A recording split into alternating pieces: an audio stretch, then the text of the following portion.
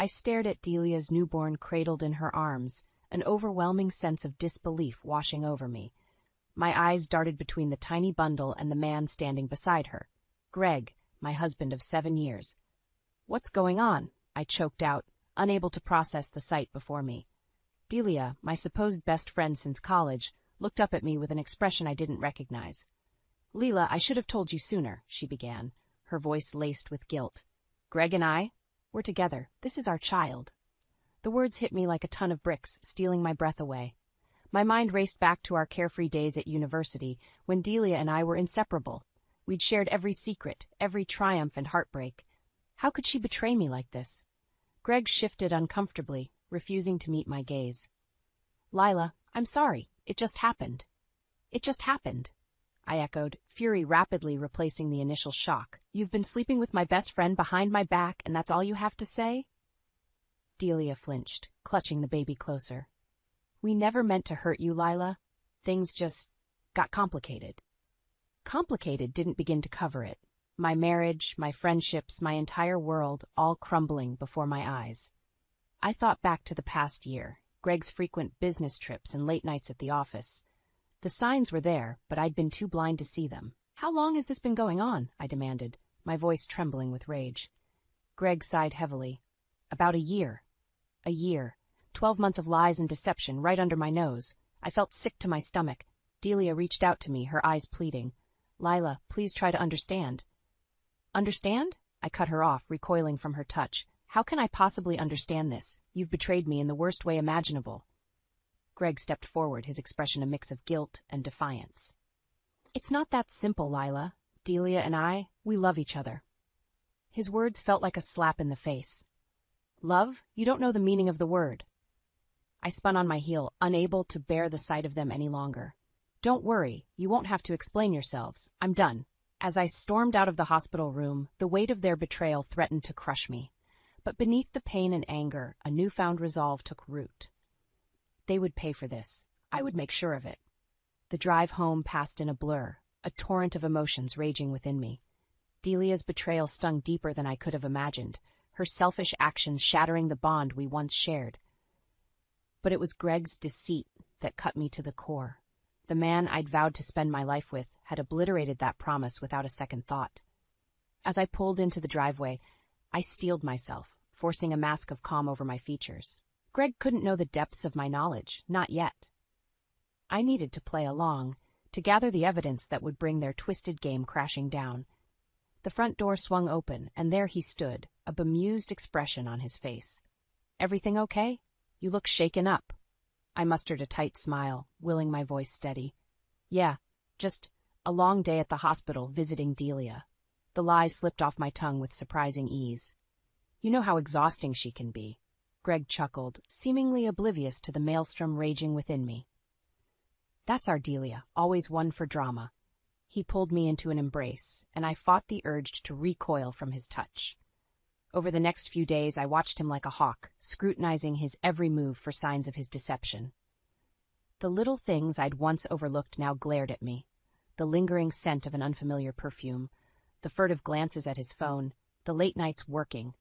How could I have been so blind?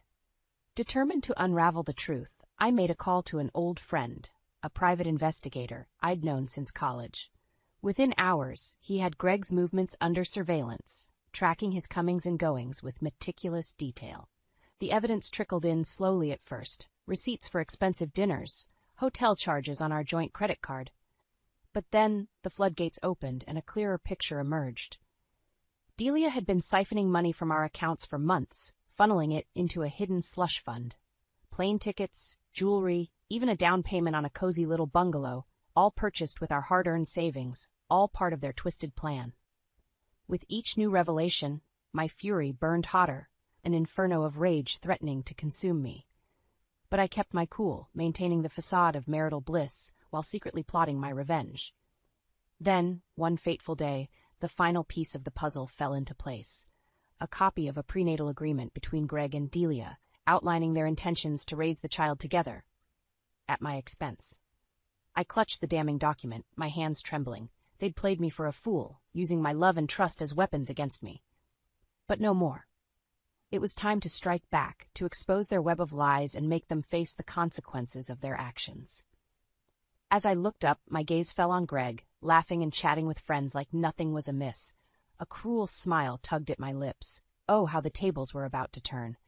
With the prenatal agreement in hand, I finally had the smoking gun I needed. Greg and Delia's deception was laid bare, their treacherous plot exposed in black and white. But the document was just the tip of the iceberg. My investigation had unearthed a trail of lies that ran deeper than I could have imagined. Greg's suspicious behavior only escalated in the following days, his absences growing longer and more frequent. I'd catch him poring over financial statements late into the night, his brow furrowed with worry. Little did he know, I was one step ahead, meticulously cataloging every cent he and Delia had siphoned from our accounts. The numbers were staggering. Hundreds of thousands of dollars funneled into offshore accounts and untraceable investments. It was clear they'd been planning this for years, methodically bleeding me dry while I remained obliviously in love. Through it all, I maintained my facade of normalcy, playing the doting wife while quietly gathering the arsenal that would bring them to their knees. But even as the evidence mounted, a part of me still struggled to comprehend the depths of their betrayal. How could Delia, my oldest friend, the woman who'd once sworn to be my maid of honor, do this to me? We'd shared everything, from our deepest secrets to our wildest dreams. Yet she'd cast it all aside without a second thought, seduced by the promise of wealth and a twisted sense of entitlement. And Greg? The man I'd vowed to love and cherish, the father I'd hoped to raise children with. His lies cut deepest of all, a vile violation of the sacred trust between husband and wife. I'd given him everything, and he'd repaid me with deceit and betrayal. As the days ticked by, my resentment festered, fueled by each new revelation. I pored over the evidence, committing every sordid detail to memory. The fake business trips, the clandestine rendezvous, the countless nights they'd lain together while I remained blissfully unaware. Through it all, I remained an island of calm on the surface, even as a storm of rage raged within me. Greg grew increasingly distant, his guilt and paranoia driving a wedge between us. But I played along, biding my time until the perfect moment to strike. That moment came in the form of a family gathering, a celebration of my sister-in-law's promotion at work. It was the ideal stage, a chance to expose their duplicity before the very people they'd hoped to deceive. As the invitations went out, I couldn't help but smile at the delicious irony. They thought they were attending a joyous occasion, blissfully unaware that it would be the scene of their downfall. Little did they know, the game was up, and I held all the cards. With each passing day, my anticipation grew, a heady mix of dread and exhilaration coursing through my veins. Soon they would face the consequences of their actions, their lies laid bare before the world, and I would be the one to deliver the final, crushing blow. As the days ticked down to the fateful family gathering, I found an unexpected ally in my quest for retribution. Greg's own sister, Jenna. It turned out she'd harbored suspicions about her brother's fidelity for years, her intuition picking up on the subtle signs I'd been too naive to see. "I always knew there was something off about him," she confided in me over coffee one afternoon. "The late nights, the shady business deals, it all reeked of a man with something to hide." I nodded grimly, sliding the damning prenatal agreement across the table. Jenna's eyes widened as she scanned the document, her expression morphing from shock to fury. "That bastard," she hissed, slamming her fist on the table. "How could he do this to you, Lila? To our family?" In that moment, I saw a kindred spirit in Jenna, a woman wronged by the same man, her trust betrayed by blood. Without hesitation, I laid out the full scope of Greg and Delia's deception, every sordid detail I'd uncovered through my investigation. Jenna listened in stunned silence, her anger growing with each revelation. By the time I finished, she was trembling with rage, her knuckles white from gripping the table's edge. "We have to make them pay," she growled, her eyes blazing with determination. "They can't be allowed to get away with this." I nodded, a grim smile tugging at my lips. "That's exactly what I intend to do." Over the next few days, Jenna and I became co-conspirators, meticulously plotting our revenge. We pored over the evidence, strategizing the perfect moment and method to expose Greg and Delia's duplicity. The family gathering is our best shot, Jenna mused, tapping her pen against the stack of incriminating documents. We can't let them wriggle out of this one. Agreed, I replied, my voice steely with resolve. They need to face the consequences of their actions in front of everyone they've betrayed. As the event drew nearer, our plan solidified. We would let Greg and Delia bask in the illusion of normalcy, lulling them into a false sense of security. Then, at the height of the celebration, we would drop our bombshell, unleashing the full weight of their deception before the entire family. They'll have nowhere to run, Jenna murmured, a predatory glint in her eye. No more lies, no more secrets, just the ugly truth laid bare for all to see. With each passing day, my anticipation grew, fueled by the knowledge that retribution was finally within reach. Greg and Delia had made a grave mistake in underestimating me, and their arrogance would be their undoing. As the hours ticked down, I found myself dwelling on Delia's betrayal, the sting of her deceit cutting deeper than I could have imagined. We'd been more than friends. We'd been sisters, bound by an unbreakable bond forged in the fires of youth. Yet she'd cast it all aside without a second thought, seduced by the promise of wealth and a twisted sense of entitlement. Her actions spoke of a darkness within, a bottomless well of greed and manipulation that knew no bounds. With each new revelation about her past misdeeds, my disgust grew. The friendships she'd sabotaged, the lives she'd callously upended in pursuit of her own desires. She was a viper in human skin, striking without remorse or regret. But soon her venomous ways would be laid bare, her toxic influence forever purged from my life. Jenna and I would see to that, our righteous fury burning hotter with every treacherous detail we uncovered. As the appointed day dawned, a sense of grim determination settled over me. It was time to stop playing the victim and take control of my own destiny. Greg and Delia had made their bed, and now they would lie in it, their web of lies unraveled before the very people they'd sought to deceive. No more games, no more deception. Only the cold, hard truth and the consequences they so richly deserved. The days leading up to the family gathering were a flurry of activity as Jenna and I meticulously prepared for our grand reveal. Every detail had to be perfect, from the staging of the evidence to the timing of our dramatic entrance. We can't leave anything to chance, Jenna muttered, her brow furrowed in concentration as she arranged the damning documents in a precise order. One misstep, and they'll try to wriggle their way out of this mess. I nodded grimly, my jaw set with determination. They won't get that chance. We'll have them dead to rights, with nowhere to run. As the appointed day drew nearer, a strange dichotomy took hold within me. On the surface, I maintained a facade of normalcy, going about my daily routine as if nothing were amiss. But beneath that veneer, a storm of emotions raged. Anger, betrayal, and a burning desire for justice. Greg remained oblivious to the gathering storm, his guilt and paranoia driving him deeper into a spiral of deception. I watched him with a mixture of pity and disgust, marveling at the depths to which he had sunk. "How could you do this to me, Greg?" I asked one night, my voice laced with venom. "To our family?" He froze, his eyes wide with fear and guilt. For a moment, I thought he might finally come clean, to confess his sins and beg for forgiveness. But then, like a cornered animal, he lashed out, his words dripping with vitriol. "You have no idea what you're talking about," he spat, his fists clenched at his sides. "You think you're so innocent, but you're just as guilty as the rest of us." His words stung, but I refused to let him see my pain. Instead, I met his gaze with a steely resolve, my voice low and dangerous. "Keep telling yourself that, Greg. But know this, the truth always comes out in the end, no matter how hard you try to bury it." As the days ticked down, the tension in our household became palpable, a thick fog of mistrust and resentment that hung heavy in the air. Greg grew increasingly distant, his guilt driving a wedge between us that seemed insurmountable. But through it all, Jenna and I remained steadfast, our resolve hardening with each passing hour. We were warriors on a mission, armed with the weapons of truth and justice, and nothing would deter us from our path.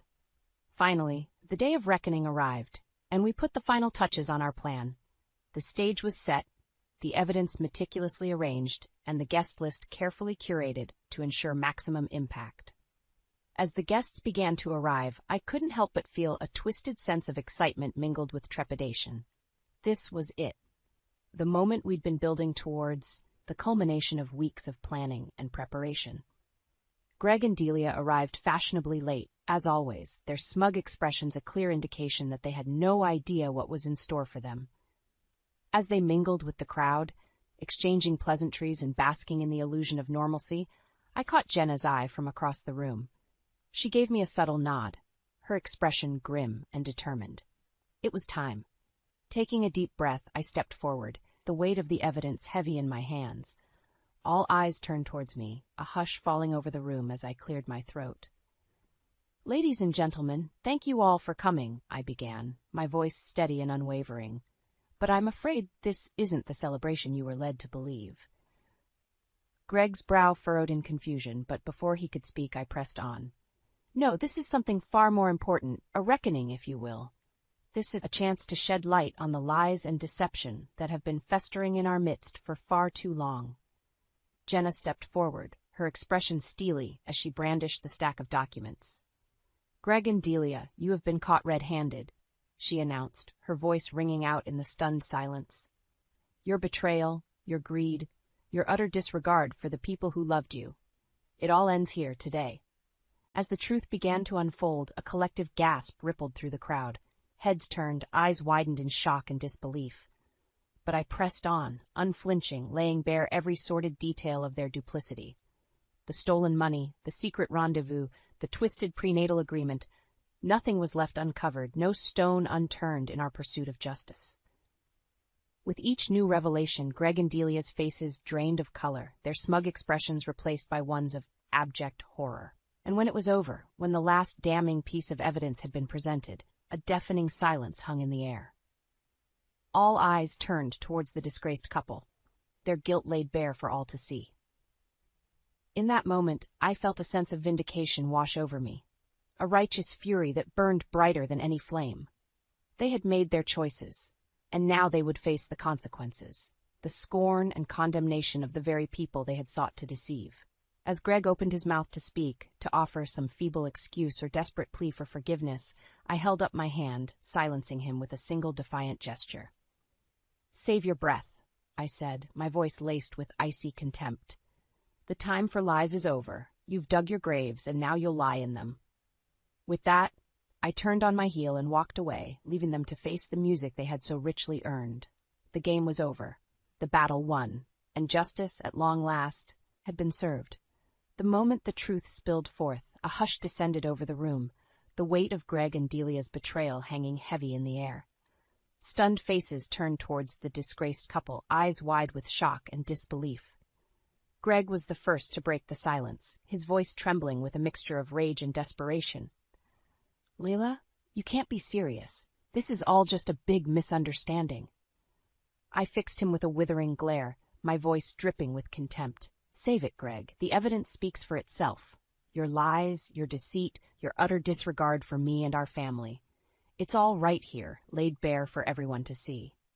Delia stepped forward, her face contorted with a mixture of fear and defiance. "You're making a huge mistake, Lila," she hissed, her eyes narrowed to slits. "Greg and I love each other. We were going to come clean, to start a new life together." A bitter laugh escaped my lips as I shook my head in disbelief. "Is that what you tell yourself at night, Delia? That this was all some grand love affair, some romantic notion of destiny?" I stepped closer, my voice low and dangerous. "Let me clear the air for you. This was nothing more than a calculated scheme, a vile plot to bleed me dry and leave me with nothing. And the worst part? You used our friendship, our bond, as a weapon against me." Jenna stepped forward, her expression one of barely contained fury as she brandished a sheaf of documents. "Don't even try to deny it, you two. We have it all right here. The money trails, the secret accounts, the twisted prenatal agreement." As she began to recite the sordid details of their deception, Greg and Delia's faces paled, the realization of their exposure setting in. Murmurs of outrage rippled through the crowd, hands flying to cover gasps of shock and horror. "You see?" I said, my voice ringing out over the din. "This was never about love or destiny or any of that fairy tale garbage. It was about greed, pure and simple, a despicable act of betrayal perpetrated by two people who claimed to care about me." Greg opened his mouth to speak, but I cut him off with a sharp gesture. Don't bother with excuses or apologies, Greg. They'll fall on deaf ears. You made your bed, and now you get to lie in it. Turning to face the stunned guests, I took a deep, steadying breath.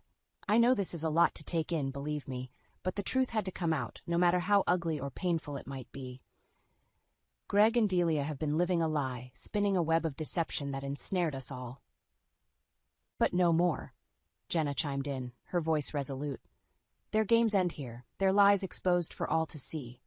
It's time for them to face the consequences of their actions. As the weight of our words sank in, a palpable shift occurred in the room. The initial shock and disbelief gave way to outrage, fingers pointed and voices raised in condemnation. Greg and Delia shrank back, their facade of confidence crumbling in the face of such overwhelming censure. But just when I thought their humiliation was complete, one final twist emerged, a revelation that not even I could have anticipated. You know, Lila, Delia said, her voice laced with a newfound bravado, you're only seeing part of the picture here. My brow furrowed as I regarded her warily. What are you talking about? A cruel smile twisted her lips as she beckoned Greg closer. Go on, darling. Tell them the real reason you got involved with me in the first place. Greg hesitated, his eyes darting around the room, before finally letting out a defeated sigh. The truth is, Delia never really loved me. This was all just a long con, a way for her to get her hands on our money. A collective gasp rippled through the crowd as the full weight of his words sank in. Delia, emboldened by Greg's confession, tossed her head back and laughed, a cold, mocking sound that sent chills down my spine. That's right, she crowed, her eyes glittering with malice. Greg was just a means to an end, a useful idiot to be bled dry until there was nothing left. And once I had what I wanted, I was going to leave his sorry ass in the dust. The room erupted in a cacophony of outrage, voices raised in a clamor of fury and condemnation. But through it all, Delia remained unrepentant, her expression one of smug satisfaction. As for Greg, he simply hung his head in shame, the full weight of his betrayal and stupidity crashing down upon him. In that moment, I felt a fleeting pang of pity for the man I had once loved, a weak, pathetic creature who had allowed himself to be so thoroughly manipulated and deceived. But that pity was quickly overshadowed by a sense of grim vindication. Delia's true nature had been laid bare for all to see, her veneer of charm and innocence stripped away to reveal the cold, calculating monster beneath. As the chaos swirled around us, I caught Jenna's eye, a silent understanding passing between us. Our mission had been accomplished, and then some. Not only had we exposed Greg and Delia's lies, but we had uncovered an even deeper layer of depravity. With a small nod, we turned and walked away, leaving the disgraced pair to face the music they had so richly earned. The battle was won, the truth laid bare, and in the end, justice had prevailed. In the aftermath of the explosive revelation, a deafening silence descended over the room, broken only by the occasional murmur of disbelief or outraged whisper. All eyes were fixed on Greg and Delia, the once smug couple reduced to cowering, disgraced shells of their former selves. I stepped forward, my voice ringing out loud and clear. Well, there you have it, folks, the truth in all its ugly glory. Greg and Delia, the lying, cheating, manipulative scum who thought they could play us all for fools. Delia opened her mouth, no doubt to spew forth another torrent of excuses or justifications, but I silenced her with a sharp gesture. Save your breath, Delia. Your words are as hollow and meaningless as your supposed love for Greg. You've been exposed for the vile, greedy snake that you truly are. Greg flinched as if struck, his face a mask of shame and regret. Lila, please. I never meant for any of this to happen. I was just lost. Weak. Delia took advantage of me, preyed on my vulnerabilities. A bitter laugh escaped my lips as I shook my head in disgust. Don't even try to play the victim card, Greg. You made your choices, and now you get to live with the consequences. Turning to face the stunned guests, I took a deep breath, steadying myself for what was to come. Friends, family, I know this is a lot to take in. Believe me, I understand the shock, the outrage, the sense of betrayal you're all feeling right now.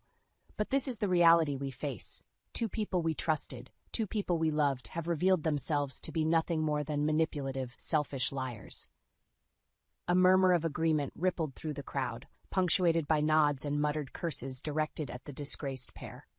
And now it falls to us to decide what comes next. Do we forgive them, turn a blind eye to their transgressions, and allow them to slink back into our lives, our trust forever shattered?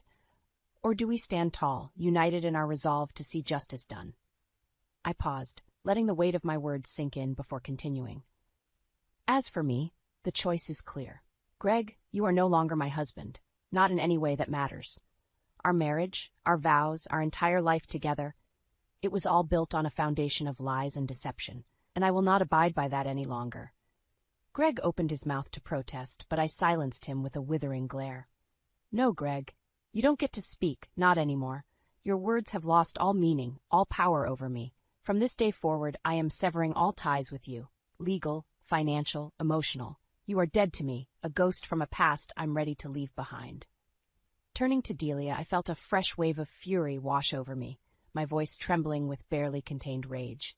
And you vile manipulative serpent, you wormed your way into my life, exploited my trust and friendship for your own twisted gain. You are the embodiment of everything I despise: greed, selfishness, utter disregard for the harm you cause others. Delia recoiled as if struck, her eyes wide with fear and indignation, but I pressed on, undeterred. Mark my words, Delia, I will see you pay for what you've done. Every cent you've stolen, every life you've ruined in your quest for wealth and power, it will all come crashing down around you. The legal system may be blind, but I will make sure it sees the truth, the full extent of your depravity. A hush fell over the room as the gravity of my words sank in. Greg and Delia stood frozen, their faces pale and drawn, the weight of their sins finally bearing down upon them. So you see, there is no forgiveness here, no second chances. You've made your beds, and now you get to lie in them, surrounded by the wreckage of your lies and betrayals. With a final, contemptuous glance at the disgraced pair, I turned and walked away, my head held high. The battle was over, the war won, and in the end, justice would be served, no matter the cost. The fallout from the grand revelation was swift and uncompromising. Within days, the divorce papers had been filed, my lawyers moving with ruthless efficiency to extricate me from the cesspool of lies that had been my marriage to Greg. He won't know what hit him, my attorney assured me, a predatory glint in her eye as she outlined the legal onslaught we had planned. We're going to bleed him dry, just like he and that snake Delia tried to do to you. I nodded, my jaw set with grim determination. Good. I want him ruined, financially, socially, in every way imaginable. He doesn't get to walk away from this unscathed. True to her word, my legal team went for the jugular, meticulously documenting every cent Greg and Delia had siphoned from our accounts, every asset they'd acquired through their web of deceit. The paper trail was damning, a laundry list of fraud and financial malfeasance that would make even the most hardened criminal blush. As the case gained momentum, more and more of Delia's past misdeeds came to light, a veritable trail of broken friendships, ruined lives, and shattered trust in her wake. It seemed she'd been running her long con for years, preying on the naive and vulnerable with a ruthless, single-minded focus. With each new revelation, my disgust for the woman I'd once called my best friend deepened. How could I have been so blind, so utterly taken in by her lies and manipulations? The signs had all been there, but I'd chosen to ignore them, blinded by my own desperate desire to believe in the sanctity of our friendship. But no more. The scales had fallen from my eyes, and I saw Delia for the vile, heartless creature she truly was. And as the lawsuits and criminal charges piled up against her, I felt a savage sense of satisfaction, knowing that her reign of terror was finally coming to an end. Greg, for his part, tried every trick in the book to wriggle out of the legal noose tightening around his neck. He begged, he pleaded, he even tried to shift the blame onto Delia, painting himself as the helpless victim of her machinations. "You have to believe me, Leela," he implored during one particularly heated courtroom confrontation. "I was just a pawn in her game, a means to an end. I never meant to hurt you like this." I fixed him with a withering glare, my voice laced with icy contempt. "Save your breath, Greg. Your lies and excuses mean nothing to me now. You made your choices, and now you have to live with the consequences." As the legal battles raged on, my life slowly began to regain a sense of normalcy. The cloud of deception and betrayal that had hung over me for so long was finally starting to lift, replaced by a newfound sense of clarity and purpose. I threw myself into my work, pouring all my pain and anger into my writing. The words flowed like never before, each sentence a cathartic release, a purging of the toxicity that had plagued me for far too long. And as the dust settled and the legal battles reached their inevitable conclusion, I found myself standing triumphant amidst the wreckage of Greg and Delia's lies. They had been well and truly vanquished, their ill-gotten gains stripped away, their reputations in tatters. Greg was a shell of his former self, his once charming veneer stripped away to reveal the weak, cowardly man beneath. Delia, too, had been brought low, her arrogance and swagger replaced by the haunted look of a woman who had finally been made to face the consequences of her actions. As for me, I stood tall and unbroken, my resolve tempered by the fires of adversity. The pain and betrayal I had endured would forever leave their scars, but they had also made me stronger, more resilient than I ever could have imagined. With the legal battles behind me and my financial future secure, I turned my attention to the next chapter of my life. The world was my oyster, a blank canvas upon which I could paint the vibrant hues of my own destiny. I quit my job, said goodbye to the stifling confines of the office, and embarked on a new path, one of self-discovery, growth, and the pursuit of my true passions. I traveled, I explored, I immersed myself in the rich tapestry of life that had been denied to me for far too long. And through it all, I found myself surrounded by a newfound sense of freedom and joy, unburdened by the weight of lies and betrayal that had once threatened to crush me. My friends and family rallied around me, their love and support, a constant reminder that true strength lies not in weathering the storm alone, but in embracing the unbreakable bonds of those who truly care. As I stood on the precipice of this new beginning, I couldn't help but reflect on the long, arduous journey that had brought me to this point. The pain, the heartbreak, the searing betrayal, it had all been a crucible, a test of my mettle and my resolve. And in the end, I had emerged victorious, tempered by the fires of adversity, but never consumed by them. Greg and Delia's lies had once threatened to break me, but instead they had forged me into something stronger, something unbreakable. With a contented smile, I turned my face towards the rising sun, basking in the warmth of a new day, a new life. The shadows of the past had been banished, and the future stretched out before me, ripe with boundless possibility. For the first time in what felt like an eternity, I was truly free. Free to chase my dreams, to embrace my passions, and to forge my own destiny on my own terms. The game was over, the battle won, and the spoils belonged to me alone. The autumn wind whips around us as we stand at Clara's graveside. My granddaughter Ivy's small hand trembles in mine, her grip tightening as the minister speaks words that blur together like watercolors in rain. I can barely look at the polished mahogany coffin, knowing my daughter lies within. "Grandma," Ivy whispers, tugging at my sleeve. "Mommy's trying to tell you something." My heart catches. I glance down at her serious little face, those eyes so much like Clara's. "What do you mean, sweetheart?" She keeps pointing to her tummy. She says it's important. Ivy's voice carries that matter-of-fact tone children use when stating the obvious. Across the grave, Evan, my son-in-law, stares at us, his expression unreadable behind designer sunglasses. He's dressed impeccably in a tailored black suit, every hair in place. Something about his composure makes my skin crawl. "Show, Ivy," he says. "This isn't the time for games."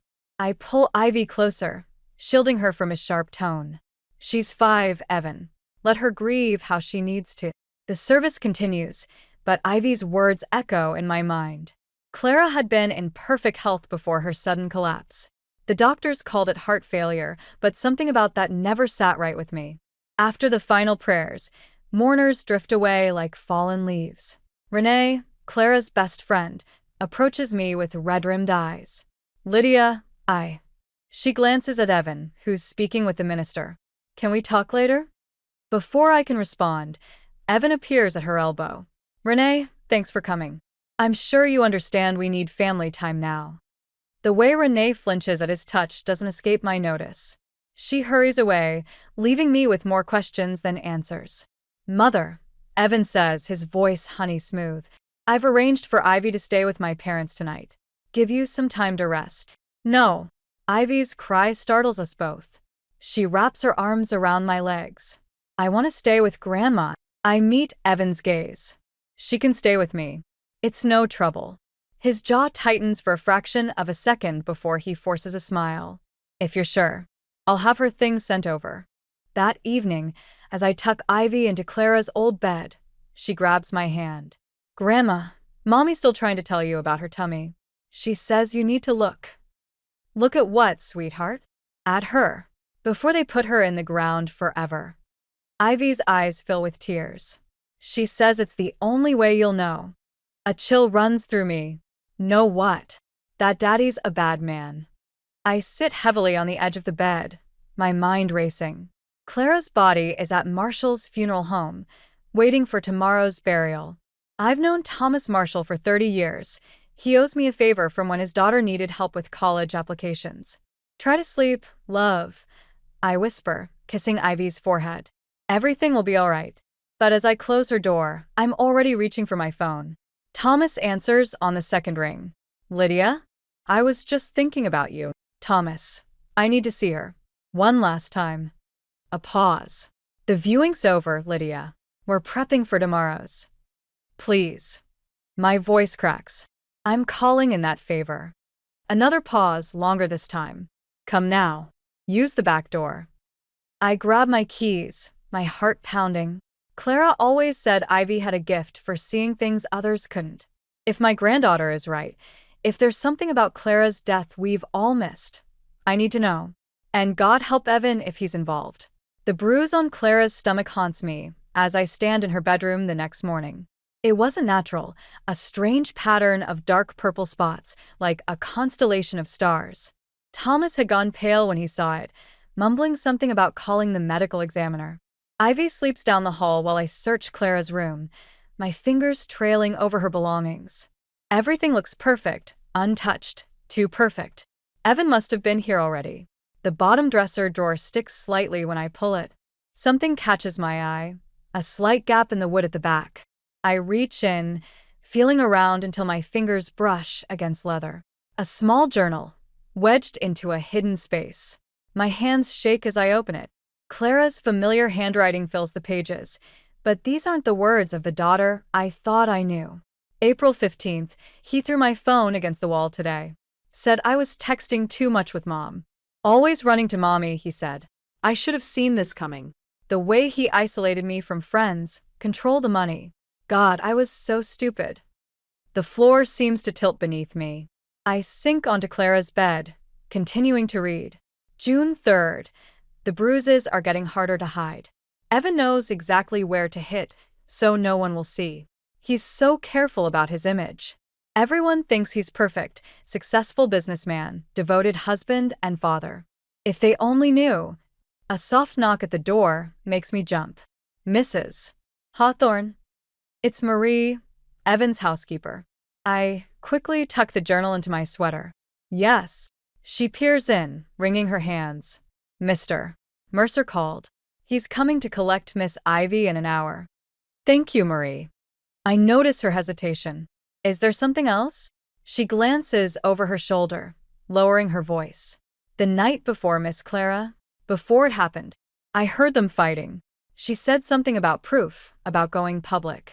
He was so angry. My throat tightens. Did you tell the police? Mr. Mercer said they ruled it natural causes. Said there was no need to trouble anyone. Her eyes dart away. I should go. I've said too much. After she leaves, I flip through the journal's final entries. The last one stops mid-sentence, dated 3 days before Clara's death. I finally have what I need. The bank statements prove everything. Once Mom sees these, she'll understand why I have to take Ivy and bank statements. My heart pounds as I search the room again, but find nothing. Evan must have them. Ivy appears in the doorway, clutching her stuffed rabbit. Grandma, Daddy's here. I turn to see Evan behind her, his smile not quite reaching his eyes. Mother, I hope you don't mind. I thought Ivy might want to spend some time at home. Actually, I say, matching his tone. I promise to take her to the park today. Clara's favorite spot. Another time, perhaps. He steps forward, placing his hands on Ivy's shoulders. Come along, sweetheart. Marie packed your things. Ivy looks at me, her lower lip trembling. But Mommy says, Ivy. Evan's voice carries a warning. What did we discuss about making up stories? I move between them. She can stay if she wants to. I'm her father. His mask slips for just a moment, showing something cold beneath. And I think it's time we all stopped indulging these fantasies. Clara's gone. The sooner Ivy accepts that, the better. He leads her away before I can respond. Through the window, I watch them drive off, the journal burning against my ribs where I've hidden it. I reach for my phone, scrolling to Renee's number. The text she sent at the funeral keeps replaying in my mind. We need to talk. Not on the phone. My fingers hover over the keypad. Whatever Clara found in those bank statements, it was enough to get her killed. And now Ivy's alone with him. I start typing. Meet me in an hour. Bring everything you know about Clara and Evan. Everything. Renee's hands won't stop shaking as she pours her third cup of coffee. We're tucked away in a corner booth at Sal's diner, far from the windows. She keeps glancing at the door like she expects someone to burst in. Clara tried to tell you, she says, her voice barely above a whisper. That dinner party last Christmas? When she kept asking about your old cases from the library's legal section, the memory hits me like a punch. Clara, unusually quiet that night, asking about cases where spouses had disappeared. I'd thought she was researching for a true crime novel. She was planning her escape, wasn't she? Renee nods, pulling something from her purse, a small flash drive. She gave me this 3 days before it happened. Said if anything happened to her, I should give it to you. My fingers close around the drive. Why didn't you come forward sooner? Evan came to see me the day after she died. Renee's voice cracks. He knew about the affair I had last year. Said he'd tell my husband if I didn't keep quiet. But that's not why I'm here now. She leans forward. Clara was convinced he was poisoning her. The coffee turns to acid in my stomach. What? Small doses, she said, making her sick enough to need him. She started testing her food, keeping samples. It's all documented on that drive, along with the bank record she found. A commotion near the entrance makes Renee jump. It's just a waiter dropping plates, but her fear is contagious. There's more, she continues. The night before she died, Clara called me. Said she'd found proof that Evan's company was laundering money. Millions of dollars. She was going to expose everything. My phone buzzes, a text from Evan. Ivy's asking for you. Come for dinner tonight. He's invited me to dinner. I tell Renee. The color drains from her face. Don't eat anything he gives you. Clara made that mistake. She thought she could confront him, make him confess. She didn't know he'd figured out she was gathering evidence. I have to go, I say. Ivy needs me. Lydia, wait. Renee grabs my arm. There's something else.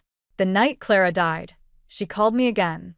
She was frantic, saying she'd found something in Evan's study, something about other women. She said. Renee swallows hard. She said she wasn't his first. The world tilts sideways. I steady myself against the table, remembering the strange bruise pattern on Clara's stomach. How many others had similar marks? I'll need copies of everything, I say, my voice steadier than I feel. And Renee? Get somewhere safe. She shakes her head. I can't leave. He'll know I talked. Then stay with me. We'll protect each other. My phone buzzes again. Evan, Ivy's made your favorite dessert. Don't disappoint her. I text back, looking forward to it. Standing to leave, I see a familiar face through the diner window, Detective Grant, watching from his parked car. He nods slightly, letting me know he's got eyes on us. One more thing, Renee says as I turn to go. Clara told me if anything happened to her, to tell you to look behind the loose brick in the garden wall, the one near her old reading spot. I pause. What's there? She never said, but whatever it is, she was willing to die to protect it. My phone buzzes a third time. A picture message from Evan, Ivy in the kitchen, wearing an apron, smiling that same forced smile I'd seen at the funeral. The caption reads, "We're both dying to see you." I clutched the flash drive tighter, feeling its edges dig into my palm. Whatever's behind that brick, whatever's on this drive, I have to stay alive long enough to find it. For Clara, for Ivy, for all the others who couldn't fight back. Detective Grant studies the bruised photos spread across his desk, his expression darkening with each one. "These patterns," he says, tapping the image from the funeral home. "They're consistent with arsenic poisoning. The discoloration, the clustering, I've seen it before." I place Clara's diary beside the photos. "There's more." He flips through the pages, his jaw tightening. When he reaches the final entry, he looks up. "You realize what this means? If Evan was laundering money through his company, Clara wasn't his first victim." I finish. Renee mentioned others. Grant pulls up something on his computer, turning the screen toward me. 3 obituaries, young women, all with successful husbands, all dead from natural causes in the past decade. My stomach lurches when I see their photos. They could be Clara's sisters. Evan Mercer worked with all their husbands, Grant says. Different names back then, but the same pattern. The companies would fold shortly after the wives died. Insurance payments, corporate assets, all disappeared. A knock at the door makes us both jump. Officer Chen steps in, looking grave. "Sir, we've got a problem. The evidence from the Hawthorne case, it's gone." "What do you mean, gone?" "Someone accessed the evidence room last night. Security cameras were disabled. All we found was this." She holds up an evidence bag containing a single playing card, the Queen of Hearts, with a crude X drawn across the face. Grant's chair scrapes back. "Get me the duty roster now." My phone buzzes. A text from Renee. "Someone broke in. They know. Getting out of town." Before I can respond, another message appears from Evan. "Found something interesting in Clara's old things. Come by the house. Ivy misses you." "He knows," I say, showing Grant the message. "He's using Ivy to draw me in. We can bring him in for questioning." "On what grounds?" "The evidence is gone." I stand, gathering Clara's diary. But I know where we might find more. The garden wall at Clara's reading spot. There's something hidden there. "Mrs. Hawthorne." Grant's voice stops me at the door. "Don't go to that house. Let us handle this. My granddaughter is there. And if something happens to you, who will protect her then?" I think of Samuel, my late husband, how he always said patience was the deadliest weapon. "I'll be careful, but I need you to do something for me." 20 minutes later, I'm parked outside Clara's old house, watching Evan through the kitchen window. He's making dinner, moving with that precise control that once seemed elegant but now looks mechanical. Ivy sits at the counter, coloring, but her eyes keep drifting to the window. My phone buzzes one last time. "Grant." "In position. Security footage recovered. You were right about the evidence room, inside job. Officer Chen's missing." The pieces click into place. Chen, the playing card, the other wives. I dial Evan's number, watching him answer through the window. "Mother," he says smoothly. "Coming to join us?" "Actually, I was wondering if you knew Officer Chen's wife. Laura Chen? She died 3 years ago. Natural causes, just like Clara." A slight pause. Through the window, I see his free hand clench. I'm not sure I follow. "No." "What about Rebecca Torres?" "Katrine Års." "All dead within months of their husbands doing business with you. All with the same bruise pattern Clara had." "You should come inside," he says, his voice dropping. "Ivy's been asking for you. We wouldn't want to disappoint her, would we?" I watch him set down the phone and add something to one of the dinner plates. My hand touches Clara's diary in my pocket, feeling its weight like a shield. "No," I whisper. "We wouldn't want that at all." The garden wall looms before me in the growing dusk, its weathered bricks holding secrets I'm not sure I want to uncover. Evan and Ivy are still visible through the kitchen window, but I keep to the shadows, counting bricks from the corner where Clara used to read. 3 up for a cross, I whisper, remembering Renee's instructions. The The brick shifts easily, revealing a small metal box wedged deep in the wall. My fingers brush something cold. A USB drive, similar to the one Renee gave me, and a ring I recognize instantly. Clara's grandmother's ring, the one Evan claimed she'd lost months ago. A note falls from the box, Clara's handwriting hurried but clear. Mom, if you're reading this, check the footage from my necklace camera. The password is Ivy's birthday. I'm sorry I couldn't tell you sooner. He's watching everything. My phone vibrates. Detective Grant. Officer Chin found. Dead. Same bruise pattern. Get out now. Movement catches my eye.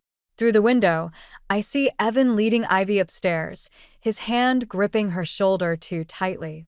She looks back, and for a moment, our eyes meet through the glass. Grandma. Her voice carries faintly through the window. Mommy says don't drink the tea. Evan's head snaps toward the window. I duck behind a bush, heart pounding, as his silhouette appears at the glass. The back door creaks open. Mother? His footsteps crunch on the gravel path. I know you're out here. Let's talk about this like adults. I clutch the box to my chest, weighing my options. The gate is 15 feet away, but he's between me and my car. You know, he continues closer now. Clara had this same habit of sneaking around. Never could trust her to stay where she belonged. A bitter laugh. She thought that camera necklace was so clever. Didn't realize I'd known about it for weeks. My phone buzzes again. Grant. 2 minutes out. Keep him talking. I step out from behind the bush. Did you make her tea too, Evan? He smiles, that perfect, practiced smile that must have charmed so many women before Clara. You should come inside. It's getting cold, and I've prepared something special. Like you prepared for Officer Chin? Or the others? Ah. He stops, head tilting. You've been busy, but you don't have the whole picture. The company's the money. It's bigger than you realize. Clara didn't understand either. She thought exposing everything would make her a hero. Where's Ivy? Safe. Upstairs. Where she'll stay, unless. He takes another step forward. We could make this easy. A quiet family dinner. A tragic accident. Grandmother and granddaughter. Overcome by grief, perhaps. Distant sirens pierce the evening air. Evan's smile falters for just a moment. You're surrounded, I say, praying it's true. It's over. He laughs, pulling something from his pocket. Clara's camera necklace. Nothing's over until I say it is. You know what's fascinating about digital evidence? How easily it can disappear. The sirens grow louder. Evan's eyes dart to the house, then back to me. Something shifts in his expression, that perfect mask cracking to reveal something desperate underneath. Last chance, he says softly. Come inside, or I promise you'll never see Ivy again. Through the upstairs window, I catch a glimpse of movement. Ivy's small face pressed against the glass, her hand raised in a familiar gesture. She points to her stomach, just like she did at the funeral. The pieces click together. Clara's last message wasn't about her own stomach. It was about Evan's secret room in the basement, the one she'd mentioned in her diary, the one where he kept his evidence, his trophies. I take a step toward the house. You're right, Evan. Let's have that tea. The basement door creaks open, revealing concrete steps descending into darkness. Evan's hand rests on my shoulder, steering me forward while sirens wail in the distance. Upstairs, Ivy's footsteps pace across the floorboards, our own private metronome counting down the minutes. You should have left it alone, Evan says, flicking on a light that illuminates rows of filing cabinets. Clara couldn't leave it alone either. My fingers brush against the USB drive in my pocket. How many others? Enough to build an empire. He moves to a cabinet, pulling out a drawer. Every wife brought something valuable, connections, insurance policies, corporate assets. Clara.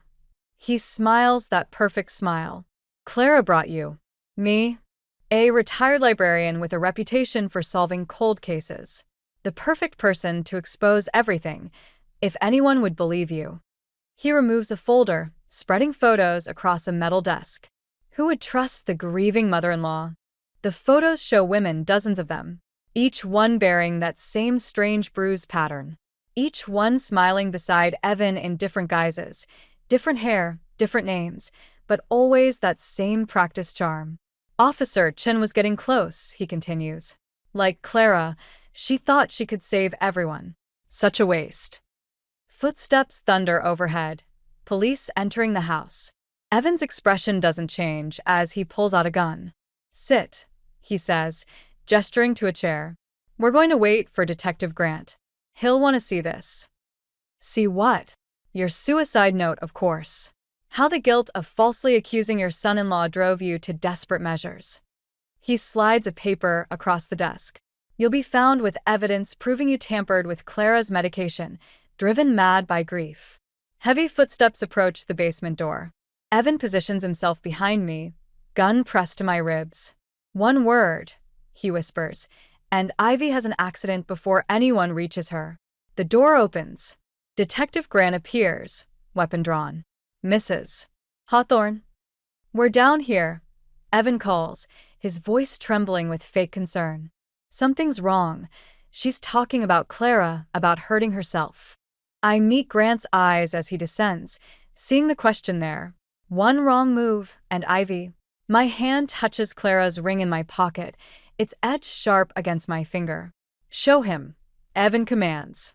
Show him what you found. Slowly, I reach into my pocket, the USB drive and ring clatter onto the desk. Evidence, I say quietly, of a grieving woman's obsession? Evan's grip loosens slightly. Exactly. We tried to help her, detective, but after Clara? I think of Samuel, my late husband, teaching me self-defense after retirement. The smallest weakness, he'd said, can become your greatest strength. I'm sorry, I whisper. What was that? Evan leans closer. I'm sorry, Clara. In one motion, I drive my elbow back while twisting away. The gun fires, the bullet striking the filing cabinet as Grant tackles Evan. More officers pour down the stairs as they struggle. I lunge for the desk, grabbing the USB drive and photos, but Evan breaks free. His hand catches my ankle, pulling me down. My head strikes the concrete. Through blurring vision, I see him reaching for the gun again. Grant shouts a warning. Another shot rings out. When my eyes refocus, Evan lies motionless, blood spreading across his pristine shirt. Above us, Ivy screams. Grandma. I try to stand, but the room spins. The last thing I see is Grant reaching for his radio. Officer down. We need medical, now. Then darkness takes me, and Clara's voice whispers in my mind. Not yet, Mom. Ivy still needs you. The hospital room blurs into focus as I wake, the steady beep of monitors mixing with Ivy's quiet humming. She sits beside my bed, coloring, while Detective Grant stands at the window. Welcome back, he says. You've been out for 2 days. My throat feels like sandpaper. Evan. Alive. Surgery went well. Grant moves closer, lowering his voice. The evidence from the basement. It's bigger than we imagined. Dozens of victims across 3 states. Different names, different companies, but always the same pattern. And Officer Chen? Found her phone. She'd been building a case for months. That's why she infiltrated the evidence room. She knew someone in the department was working with Evan. Ivy looks up from her coloring. Mommy says he's awake now. Grant and I exchange glances. Down the hall, a door slams, followed by shouting and running feet. Stay with her, I say, pulling myself up despite the room spinning. Mrs. Hawthorne. He owes me the truth. All of it. I find Evan's room easily. It's the one with 2 officers posted outside. They recognize me, stepping aside after a nod from Grant, who's followed me out. Evan lies handcuffed to the bed, his perfect appearance finally cracked. Our eyes meet, and for the first time, I see something real in them. Fear. Come to finish the job? His voice is hoarse. No. I came to understand. Understand what? How I built an empire. How I protected my investments. How you could look Clara in the eyes every day, knowing what you planned to do. He laughs, the sound brittle. Clara was different. She wasn't supposed to. His facade cracks further. She looked at me like I was worth saving. Nobody had ever. But you killed her anyway. I had to. She found the records. All of them. The other wives, the shell companies, everything. She said she could help me come clean, start over. His hands clench. Nobody starts over. You just find new masks to wear. Footsteps approach. Ivy, breaking away from Grant. She runs to the bed, her small face fierce. Mommy wants you to know something, she says to Evan. His composure shatters completely. Ivy, please. She says the others are waiting for you. All of them. They're not going to let you hide anymore. The monitors begin beeping faster. Evan's eyes dart around the room, seeing something we can't. No, he whispers. You're dead. You're all dead. Medical staff rush in as he thrashes against the handcuffs. I pull Ivy back, watching his perfect mask finally fall away completely. They're here, he screams. Make them stop looking at me. Later, in the hallway, Grant tells me Evan signed a full confession. He'll never get out, he says. The DA's pushing for maximum sentences on all counts. But I'm watching Ivy, who's resumed her coloring as if nothing happened. What did you really see in there, sweetheart? She looks up, Clara's eyes staring back at me from her small face. Just Mommy and the others. They needed him to see them one last time. And now they can rest. She holds up her drawing, a garden full of women, all smiling, all free. Mommy says we can go home now. She's not angry anymore. I touch the bruise on my temple, thinking of all the wounds that don't leave visible marks. Some scars heal clean, while others transform us into something stronger. Yes, I say, taking her hand. Let's go home. Behind us, Evan's screams fade into whispers, then silence. Whatever he sees now, he'll see forever. Some justice comes from courts and confessions, but other kinds arrive on their own, carried by the whispers of those we thought were gone. 1 year later, I stand in Clara's garden, watching Ivy plant sunflowers. The same wall that once held dark secrets now supports climbing roses, their thorny stems covering old wounds. The Clara Hawthorne Foundation received another donation, Renee says, joining me with coffee mugs. She's different now, stronger, like steel forged in fire. 3 more women came forward after the trial.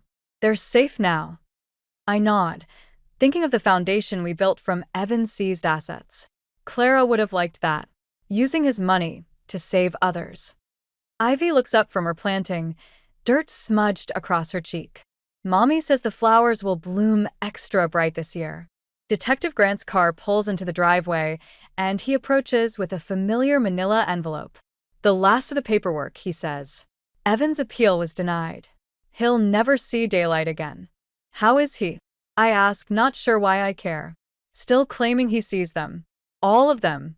The prison psychiatrist says he spends his days apologizing to empty chairs. Ivy stands, brushing dirt from her knees. They don't sit in chairs anymore, silly. They dance in the garden. We all fall silent, watching her skip toward the house. Sometimes I wonder if she really sees Clara, or if it's just her way of keeping her mother close. Maybe both can be true. There's something else, Grant says quietly. We found another diary, hidden in one of Evan's old properties. It belonged to his first wife. My hands tighten around the coffee mug. What did it say? That's just it, the last entry. He hesitates. She wrote about her daughter. A little girl who could see things others couldn't, who disappeared the same night her mother died. A chill runs through me despite the warm spring air. You think? I think some questions are better left unanswered. He looks toward Ivy, who's arranging flowers in the kitchen window. Some gifts, too. Later that evening, as I tuck Ivy into bed, she grabs my hand. Grandma, Mommy wants you to know something. What's that, sweetheart? She says it's okay to be happy again. That's why she sent you the dreams about the garden. I freeze. I've never told anyone about those dreams, about Clara showing me where to plant each flower, how to make beauty grow from darkness. She also says, Ivy yawns, her eyes drifting closed. She says the other little girl is happy too, with her own mommy, in their own garden. I sit there long after she falls asleep, watching shadows dance across the wall. Tomorrow, We'll plant more flowers. The foundation will help more women. Life will go on, growing new patterns over old scars. But tonight, I swear I catch a glimpse of Clara in the moonlight, tending to her flowers. She looks up and smiles, not the careful smile she wore in her final years, but the real one, bright and free. Beside her, a small figure dances among the roses, her laughter echoing like wind chimes. I don't tell Grant about what Ivy said. Some truths belong to the garden, to the quiet spaces between justice and mercy, between vengeance and healing. Clara understood that in the end. So did her daughter, who sees what we can't or won't. The sunflowers will bloom soon, turning their faces toward the light. And in their shadows, other flowers grow wild and free, tended by hands we cannot see but know are there. Sometimes justice comes from courtrooms and confessions. Sometimes it grows in gardens, planted by children who speak to ghosts, tended by mothers who learn to listen. And sometimes, if you're very quiet, you can hear them all dancing among the roses.